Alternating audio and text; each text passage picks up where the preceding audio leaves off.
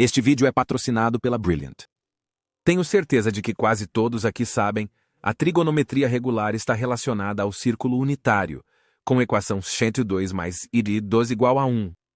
Trace um ponto, cosseno de θ, vírgula, seno de θ, e esse ponto com certeza ficará em algum lugar nesse círculo. Então, ao varrer o ângulo de entrada, o ponto se move pelo círculo. A princípio, a trigonometria hiperbólica parece não relacionada. O cosseno hiperbólico envolve adicionar dois termos exponenciais e dividir por 2. E o seno hiperbólico é quase o mesmo, mas com um sinal de menos no numerador. No entanto, desta vez a trigonometria hiperbólica e essas expressões andam de mãos dadas com uma hipérbole que tem a equação x ao quadrado menos i ao quadrado igual a 1. Mas eles andam juntos da mesma maneira. Se traçarmos o cosseno hiperbólico, seno hiperbólico de alguma entrada, o que é realmente o mesmo que traçar isso aqui com essa entrada de 0,5 nos expoentes, então o ponto ficará na hipérbole. E à medida que mudamos essa entrada, o ponto simplesmente se move ao longo da nossa curva. Então, há uma maneira pela qual a trigonometria e a trigonometria hiperbólica estão muito mais relacionadas do que parecem inicialmente. E quando entramos no mundo do cálculo, vemos algo semelhante. Sabemos que, na função i igual a i elevado a x, a derivada é igual à própria função. Nada muda. E claro, i elevado a x satisfaz essa equação diferencial. Para as funções seno e cosseno, elas possuem a propriedade em que a segunda derivada é igual ao negativo da função original. A segunda derivada do 100 sais de x é menos 100 x, por exemplo. E essas funções satisfazem essa equação diferencial. Bem, 100 e cosh são quase iguais adicionando mais a imagem. Ambos têm a propriedade em que a segunda derivada é a mesma que a função original.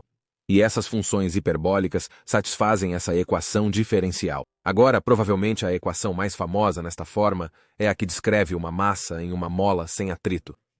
A força da mola é menos k vezes x, e isso é igual a m vezes a, ou m vezes a segunda derivada da posição. A solução para isso é uma simples curva senoidal ou cossenoidal, pois o bloco oscila para frente e para trás, sem decaimento. O negativo ocorre pois a força é oposta ao deslocamento. Ao empurrar a mola, ela reage empurrando de volta. Contudo, se houvesse uma mola fazendo o oposto, como ao puxá-la à direita, aplicaria força de mesma magnitude, kx, na mesma direção, fazendo o bloco acelerar à direita indefinidamente, e modelaríamos isso com uma equação similar e um qx positivo. Corresponde à equação diferencial vista aqui. Então a solução seria uma curva de cosseno ou seno hiperbólico. Não seria parabólico, como um foguete acelerando constantemente, e não seria puramente exponencial como isso, mas seria próximo. Na verdade, ela se aproximaria da curva exponencial como uma assíntota. Tudo bem, não é uma aplicação real. Mas na escola aprendi que é chamada trigonometria hiperbólica, pela semelhança com propriedades da trigonometria, como derivada do seno ser cosseno, e derivada do seno hiperbólico ser cosseno hiperbólico. Legal, mas espero que você possa ver que há propriedades mais significativas apenas em relação à matemática da trigonometria hiperbólica. Agora, vejamos algumas aplicações reais. O exemplo mais famoso, que eu já discuti antes, é a curva catenária. Quando um cabo ou corda fica pendurado entre dois pontos fixos e é afetado apenas pela gravidade, a curva resultante não é uma parábola, mas sim uma curva de cosseno hiperbólico. Elas são parecidas, mas não são iguais. E usando o cálculo das variações, você descobre que essa é na verdade a curva que minimiza a energia potencial ao longo do cabo. Poderia dizer que essa é a curva, aspas, mais baixa. Se você pegar todas as curvas possíveis entre os pontos fixos que têm o mesmo comprimento do cabo e encontrar a energia potencial em cada ponto, e em seguida integrá-la em toda a extensão, você descobrirá que uma curva de cosseno hiperbólico minimiza esse valor. E é exatamente isso que a natureza às vezes gosta de fazer. Às vezes, a natureza prefere simplificar. Na verdade, levando esse problema a uma dimensão superior, encontramos algo similar.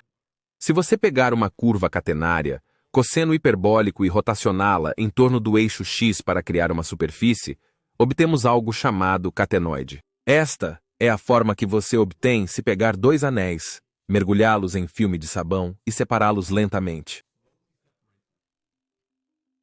Então, por que obtemos essa superfície e não tipo um cilindro?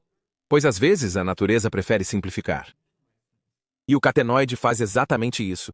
Na verdade, é conhecido como uma superfície mínima. Das infinitas superfícies que têm esses dois anéis como limite, como este ou um cilindro, por exemplo, este catenoide aqui é o que possui a área de superfície mínima. E é isso que as películas de sabão sempre fazem. Seja qual for a sua estrutura ou limite, essa película de sabão assumirá a forma de uma superfície mínima com esse limite estabelecido. A razão física mais evidente para isso é que essa forma, que minimiza a área superficial, também minimiza a energia elástica dentro da película de sabão. Então, é realmente a energia que a natureza gosta de minimizar, assim como vimos na curva catenária. Veja um excelente vídeo do The Action Lab sobre superfícies mínimas, mostrando que, num limite cúbico, o resultado é mais complexo do que se imagina. Não se obtém apenas superfície plana de filme na sexta face, pois isso não minimiza a área superficial. Como você provavelmente já percebeu, superfícies mínimas são quase sempre estranhas e não são fáceis de encontrar. Mas não são só filmes de sabão que têm superfícies mínimas. Assim como no campo da ciência dos materiais, até o estudo de buracos negros e relatividade geral, as superfícies mínimas são um tema importante em várias áreas fora da matemática pura, mas isso com certeza vai além deste vídeo. Ok, prosseguindo. Aqui tem algo meio aleatório relacionado a curvas de perseguição. Suponha que você esteja em terra firme, segurando uma haste rígida conectada a algo na água, como uma pequena canoa, diretamente à sua direita. Segurando a vara, caminhe para frente. Qual seria o caminho que a canoa seguiria enquanto você caminha? Bem, como isso precisa ser matematicamente preciso, encontrei um programa online que mostra essa curva exata e ela se parece com isso. Essa curva é conhecida como tractriz.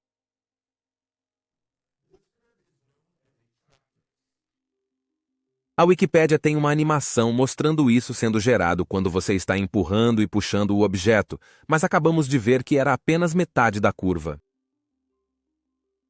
Não farei muitos cálculos, mas é preciso cálculo básico para montar a equação dessa curva. Aqui vou criar a mesma coisa no Desmos, onde temos a pessoa, a haste de comprimento constante e o barco. E aqui você pode ver o barco se mover ao longo da curva da tráteris, conforme a pessoa caminha. Mas observe que em qualquer ponto desta curva, como este aqui, a linha tangente está diretamente sobre a haste, já que a haste está puxando nessa direção naquele momento. Isso sempre será o caso. Então, o d grego dividido por dx em qualquer ponto será igual à inclinação da haste naquele ponto. Para achar, basta fazer um triângulo. A hipotenusa é o comprimento constante da haste. Nós vamos chamá-lo de L. A base, chamemos de x, corresponde à coordenada x atual do barco. Usando o teorema de Pitágoras, achamos a altura como raiz de L ao quadrado menos x ao quadrado. Então, a inclinação neste ponto da curva onde o barco está, ou qualquer outro ponto, será a elevação sobre base, raiz de L ao quadrado menos x ao quadrado, tudo sobre x. Mas é puramente negativo neste caso, pois estou considerando apenas a metade superior da curva, onde todas as tangentes têm inclinação negativa. Mas então, tudo o que temos que fazer é resolver esta equação diferencial e obtemos a equação da tractriz, que é esta aqui. Agora entra a trigonometria hiperbólica, porque esse primeiro termo pode ser facilmente escrito em termos do inverso do secante hiperbólico. Nós também podemos parametrizar a equação.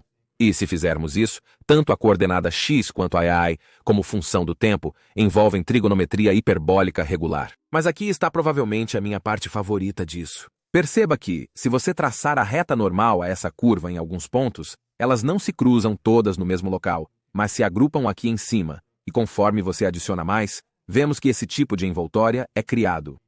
Isso é conhecido como a evoluta da tractriz, e aquela envoltória que você vê em azul é a curva catenária, cosseno hiperbólico. Isso é meio legal, mas tem mais. Se você pegar a curva catenária e imaginar uma corda envolvendo-a, a extremidade dessa corda traçará uma curva tractriz. Isso é conhecido como a involuta de uma curva e, quando você faz a involuta e depois a evoluta, ou vice-versa, você obtém a curva original de volta. Eu achei isso meio legal.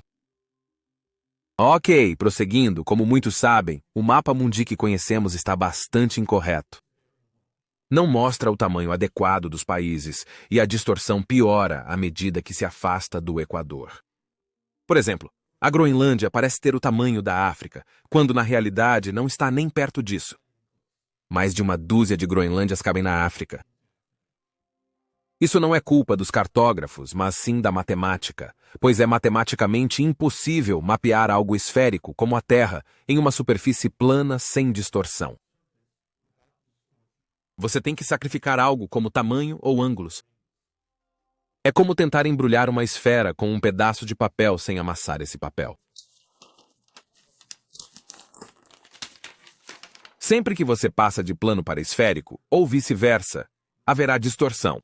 Isso ocorre devido às diferentes curvaturas dos dois objetos. Na verdade, existem infinitos mapas mundi possíveis, todos com diferentes tipos de distorção, e as diferentes projeções têm vantagens e desvantagens distintas. A que estamos mais familiarizados é a projeção de Mercator, e a matemática dessa projeção envolve trigonometria hiperbólica. É bastante complexo, então não vou me aprofundar, mas certas relações entre a localização de um ponto no globo e sua localização no mapa plano, além da distorção associada, são calculadas com funções trigonométricas hiperbólicas. A vantagem deste mapa é que, em primeiro lugar, ele preserva muito bem a forma. Os países neste mapa estão praticamente com o formato que deveriam ter. Mas a maior coisa é que esse mapeamento é conforme, o que significa que ele preserva ângulos e direção. Se duas estradas se cruzam em algum ângulo na Terra, elas se cruzarão nesse ângulo neste mapa. E isso torna o mapa útil na navegação quando você está usando apenas uma bússola. Este é o principal motivo para sua criação séculos atrás. Útil aos marinheiros na navegação oceânica. Os ângulos no mapa traduziam exatamente os ângulos que eles tinham que seguir em uma bússola. E esse mapeamento conforme, ou preservação de ângulos e direções, envolve matematicamente a trigonometria hiperbólica. Outra aplicação seria a da queda livre. A primeira equação de queda livre, que aprendemos com resistência do ar, é geralmente uma em que a força de atrito é proporcional à velocidade. Porém, em certos casos, como objetos maiores ou em velocidades elevadas, uma estimativa aprimorada do atrito do ar é ser proporcional ao quadrado da velocidade. E então obtemos uma equação diferencial diferente. E se você olhar a velocidade versus tempo para o caso 1, quando a resistência do ar é proporcional à velocidade, você obtém algo que se parece com um gráfico de um menos e elevado a menos x, que se aproxima assintoticamente da velocidade terminal. Quando a resistência do ar é proporcional ao quadrado da velocidade, quadrado, você obtém uma função tangente hiperbólica que é muito semelhante, mas não exatamente a mesma. Agora, na realidade, eles provavelmente não atingiriam a mesma velocidade terminal, mas eu só queria mostrar o quão próximas essas curvas estão sem serem exatamente iguais. Então, como neste exemplo, apenas uma pequena mudança em uma equação diferencial pode transformar uma solução exponencial comum em uma solução trigonométrica hiperbólica. Agora existem muitos mais exemplos de trigonometria hiperbólica por aí. Mas o interessante é que praticamente tudo o que discutimos até agora, desde resistência do ar, até curvas de perseguição e mapeamentos conformes e muito mais, é abordado em muito maior detalhe no Brilliant, o patrocinador deste vídeo. Tudo o que você está vendo aqui é na verdade da série de equações diferenciais deles, que atualmente tem 2 cursos completos que começam no básico e abordam muitos tópicos que eu nem mesmo estudei na faculdade como engenheiro. Mas você verá o cálculo envolvido nas equações de perseguição. Porém, com curvas mais complexas do que os truques de pista vistos antes. E você também verá as funções que levam planos a esferas de uma maneira que preserva certas características, como os ângulos, assim como os mapas conformes faziam. E você ainda voltará à curva catenária e verá por que exatamente um cabo pendurado assumirá a forma de cosseno hiperbólico, analisando tanto a matemática quanto a física de um cabo sendo afetado pela gravidade. Como já notou, o excelente no Brilliant são as constantes imagens visuais, animações interativas e problemas práticos que auxiliam a obter intuição até mesmo nos tópicos mais avançados, permitindo entender como se aplicam ao nosso mundo. Assim, ao se inscrever pelo link abaixo ou em brilliant.org/zackstar, você ganha 20% de desconto na assinatura Premium anual. Então, vou finalizar este vídeo. Grato, como sempre, a OES Apoiadores no 4 Grandes Edifícios. Siga-me nas redes sociais pelos links abaixo. Vejo todos no próximo vídeo!